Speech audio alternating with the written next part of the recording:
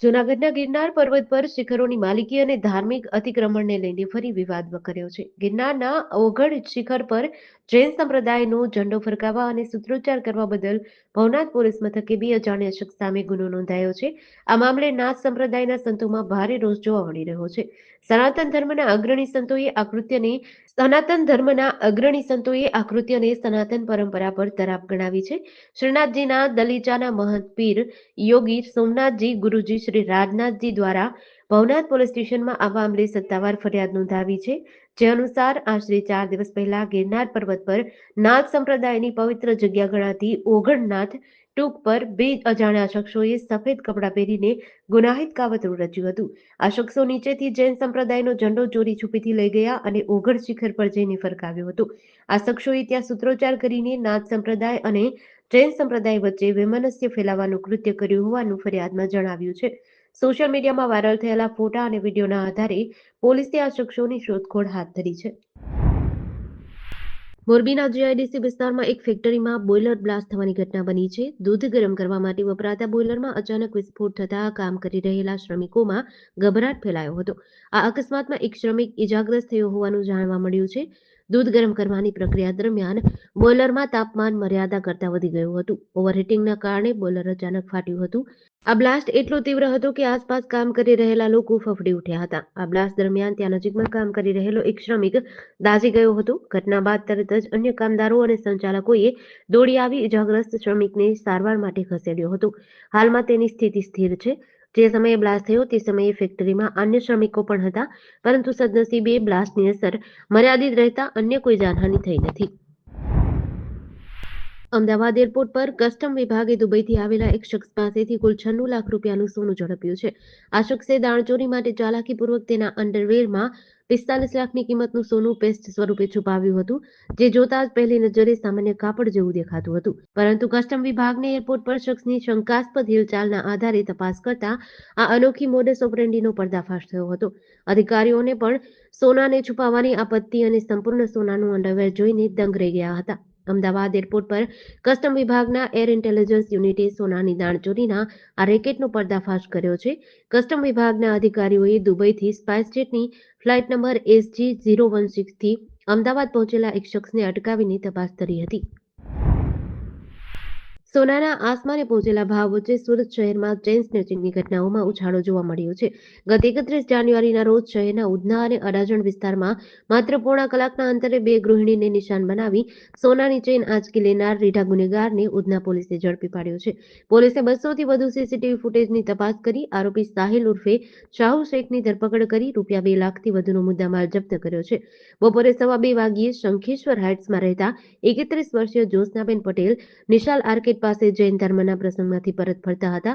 Vaishno Devi lifestyle પાસે એક moped ચાલક તેમની બાજુમાં પસાર થઈ ગળામાંથી ₹14,000નો અછોડો ઝૂંટવી ફરાર થઈ ગયો હતો.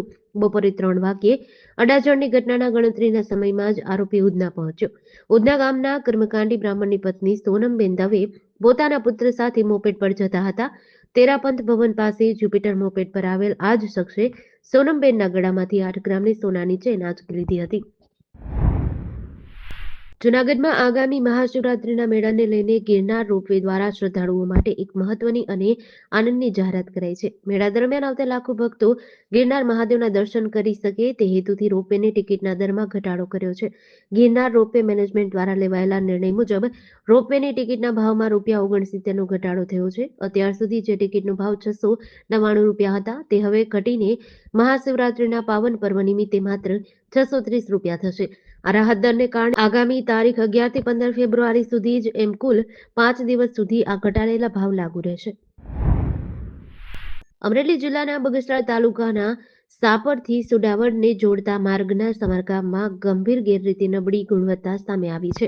છેલ્લા 5 વર્ષથી બિસ્માર હાલતમાં રહેલા આ માર્ગનું કામ હજુ 8 દિવસ પહેલા જ પૂર્ણ થયું હતું, પરંતુ સ્થાનિકોએ ડામર ઉખડતો હોવાનો વિડીયો સોશિયલ મીડિયા પર વાયરલ કરતા તંત્ર હવે દોડતું થયું છે.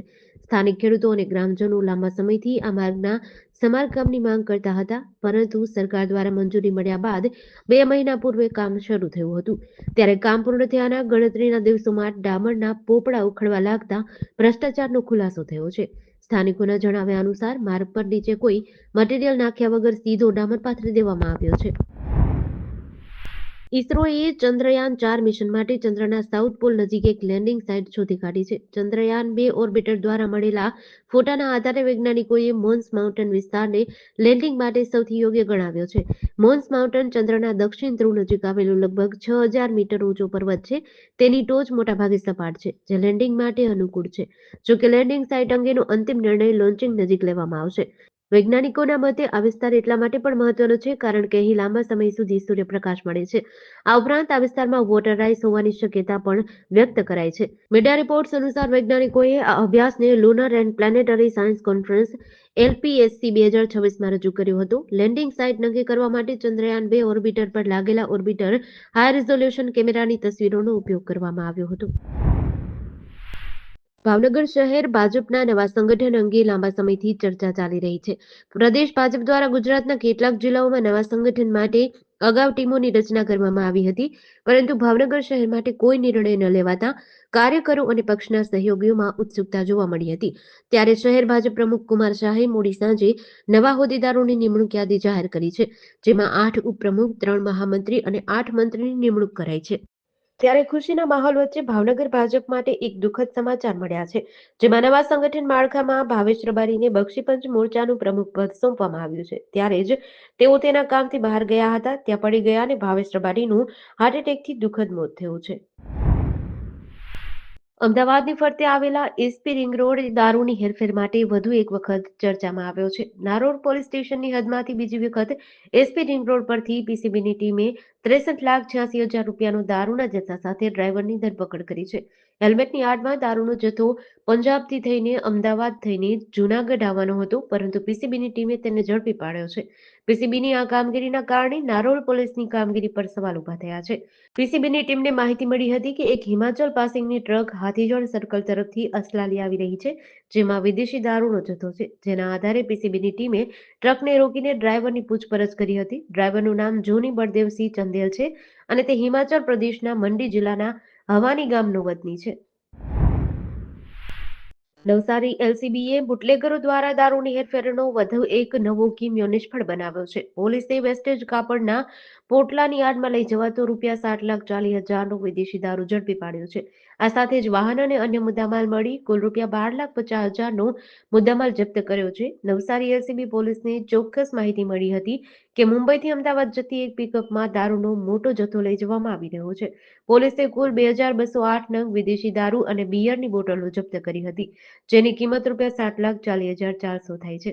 આ ઉપરાંત ₹5,00,000ની કિંમતનો અશોક લેલેન્ડ પિકઅપ ટેમ્પો અને ₹10,000ની કિંમતનો મોબાઈલ ફોન પણ જપ્ત કર્યો છે.